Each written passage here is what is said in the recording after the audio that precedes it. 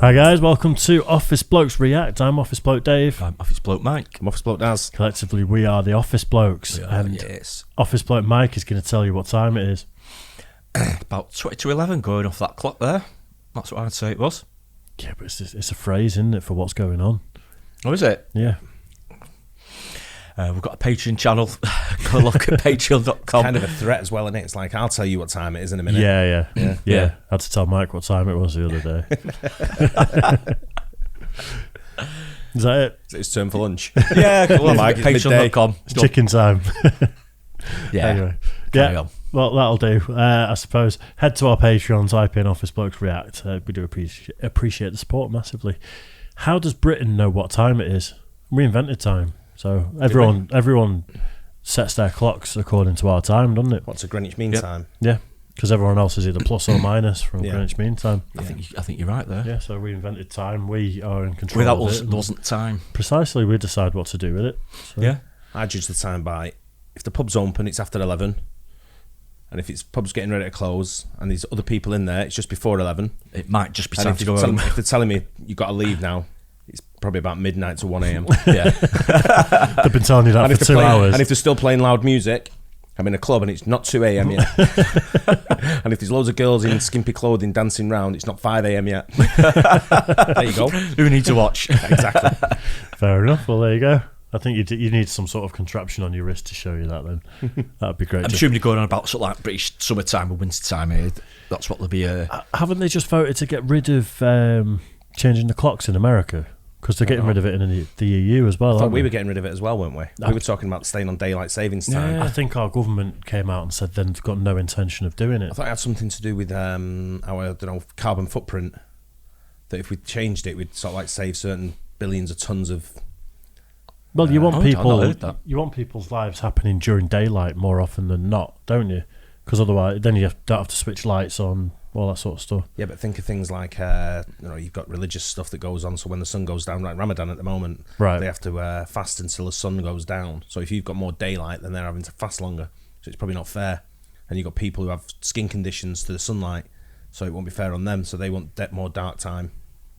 Then you've got the wrong uns who can't be out during daylight in case someone spots them, so they dress in dark clothing and go out when it's dark. So they've got to have their fair share as well nowadays, because everyone will fucking complain otherwise. I think it'd be good for people's mental health generally to have more sunlight every day, more light. I'm just giving you the facts, what people will moan about. Oh, people moan about anything. I know, that's what I'm saying. So they do in the States as well, do they?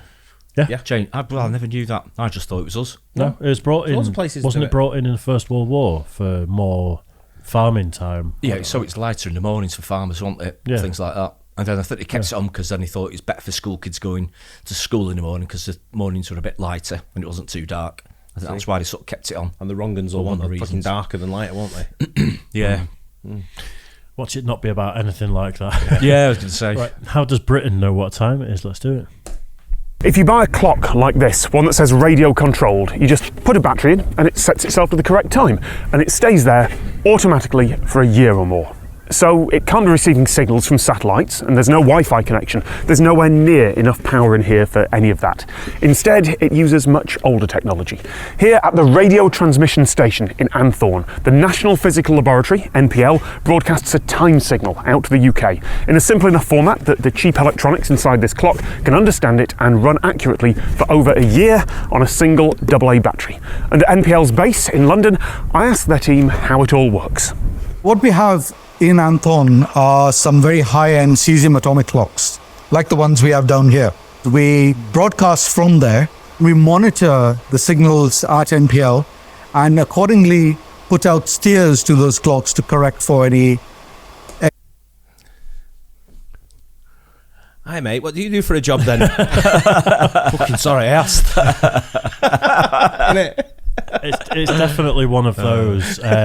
Wow. Having that, It's one of those jobs that you'd never think there would be a need to exist whatsoever. But actually, it's probably one of the most useful things.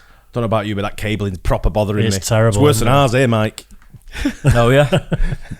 We need to do something about that, don't we? Should do, yeah. Yeah, maybe try and hide them somehow. Yeah, what a dry job. Yeah. That's just like, even when he was talking, like, I imagine just getting next to him in the pub, I'll be like, Is that my beer over there? What, did you want me? Yeah. Talk about time. Time to go. I've just got to take this. We change because it's a very low frequency, it's 60 kilohertz. It has very low susceptibility to atmospheric effects. We steer from NPL based on measuring what Anton is broadcasting at the level of nanoseconds. That is the nanosecond, the distance light travels in 1 nanosecond, 30 centimeters. All that is taken into account. So that seemed simple enough. The official timescale is kept in London. I had no idea what he was on about then. I wasn't listening. I just thought I know, picking up nanosecond. Well, from now on, when people talk about the speed of light, you can say it's roughly 30 centimeters per nanosecond. Yeah. That might be on a quiz one day. You never know. Something new every day. My quizzes are well harder than that. Isn't allowed anywhere near the official atomic clocks. I don't even know if they're actually at NPL's headquarters or not. They might be somewhere else. They told me nothing. But up north here, this transmitter has separate atomic clocks about 400 kilometers away from the base, or 1.4 light milliseconds away, because there's a light speed delay, a latency of about 1,000th of a second between the transmitter here and the base in London. Because the team at NPL know exactly what that delay should be, they can issue corrections if these clocks start to drift, even by nanoseconds, billionths of seconds. Officially, the accuracy is much lower than that, of course, partly because they keep a very wide safety margin, and partly because I can introduce a 1 nanosecond drift to this clock by doing that. What is really important when you're transferring time is not about the latency, but understanding the latency so you can take that out of the equation. From the NPL, we disseminate to the UK over radio broadcasts. Essentially, that offers the entire UK... You picked this video. It's funny, actually. He's using words that are just like, they don't need to be used. Well, audio latency we had issues with for a little bit. So I'm feeling this guy. And several milliseconds of traceability to UTC. We also have a fiber delivered service for a regulatory... I love how it's some big facility where they've just shown one rack with about 4 pieces of gear in about 17 times. More wires than anything, man. That's all it is. It's just these little bits of gear. Yeah. It's something I've thought about, because in recording studios you have to have one time device that everything is linked to tell you exactly what a second is. Just need to get this. Well, we have it on here since we've upgraded this Mac. Our microphones, where it records the audio compared to the screen records, over an hour actually drifts out quite a lot, so our mouths look like they're out of time. Always. Yeah. So you have to chop between videos and move it slightly. Well, someone's supposed to. Clients in the finance sector, guaranteed at the microsecond. And that's fine, I can understand all that, but then that leads to another question. How does NPL know if their clocks in London start to drift? Sure, they've got many of them, they cross-check, and a second in the 21st century is defined by the number of vibrations of a cesium atom, but still, they can't be perfect. They're meant to show the international standard UTC, Coordinated Universal Time. So what if NPL's official source of timekeeping truth drifts from that standard? UTC, or Coordinated Universal Time, as the name suggests, is coordinated globally, contributing data from multiple atomic clocks to generate what is the global timescale, UTC. What we have here at NPL is the UK's timescale, UTC NPL. We have a whole suite of atomic clocks, cesium clocks, hydrogen masers, and our cesium fountain, the Bureau of Weights and... I know what you're going to say. Do not touch It's the like master. I've been in there. It's just Mesa. I was not Mesa. Master. I thought that was do not touch the master. Yeah, I was thinking more, when it first flashed up I thought Master, then I saw it was Mesa, but then I thought signs, Mike would love it in here. All these little signs everywhere. Yeah. Scientists can't cable manage. But you're in somewhere that's, I know, right? And you're in somewhere that you have to put a sign up that says do not touch. Yeah. Have you ever seen an atomic clock? No. Maybe we should do a really dry reaction to what an atomic clock looks like.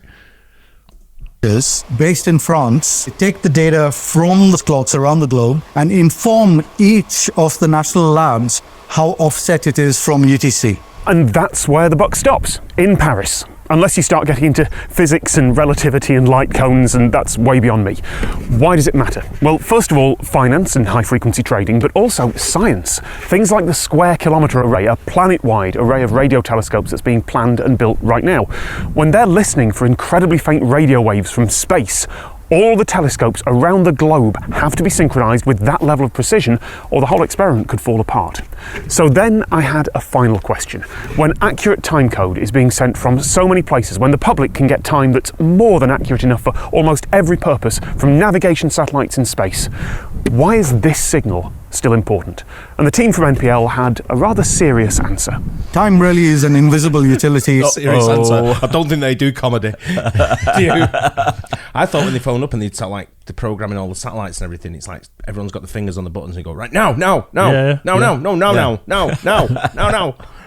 No, 1, 2, 3 now. What on 3 Is or it now? 3 or now? Yeah. All this equipment looks about from 1960s, man. It's like atomic time clocks. That you'd like to say, you look at the state of the cables, and Yeah. you expect it to be absolutely pristine, wouldn't you? They're not- Absolutely perfect. They're not atomic clocks. He said he's not got access to the atomic clocks. He's not got access to them. It's in the atomic clock building. I want to It know should be tidier than that, whatever it is. I want to know what It his should be serious tidier. question Wow. is. I think And the team from NPL had a rather serious answer. Time really is an invisible utility. It underpins our digital infrastructure, whether it's the synchronization of the energy grid or the telecom networks or finance. We are so dependent on GPS and other constellations. One of the problems we face is those signals are easily disrupted. It's the equivalent of a light bulb on the moon. One of the things we're doing at the NPL is to ensure that the UK is resilient for the future. Standing by the ocean with a domestic appliance. The weird thing is, it's not the first time. okay. I'm not sure what he meant by it's equivalent of the light bulb on the moon. Me, I know. He didn't really. He didn't sort of explain Yeah. it, did he? I mean, in what way? That was probably the nerdiest thing I've ever seen in my life. Well, It was you, a bit, wasn't it? You also queued up a video about how trains change tracks. I know. a month or so ago. So we have a moment. Educational. I didn't learn anything from that. Speed of light. Apart from keep away from that MPL building. I bet you know how far speed of light travels in a nanosecond, though. About 30 centimetres. I knew that already. Fair enough. It's amazing that actually he said the book stops in Paris. So you don't want to put that kind of power in the hands of the French, do you? No. Someone sneezes and they go, oh, take They'll it. give it up at the drop of a hat, won't they? I mean, Have the time. Have an extra hour. Stay in bed. No, it was a video. It was good to laugh and joke about. absolutely. At their It's expense. Yeah, Yeah. definitely not nerds. So. Hope you guys enjoyed it. Don't forget to like and subscribe, hit the bell, and we'll catch you on the next one. Cheers, guys.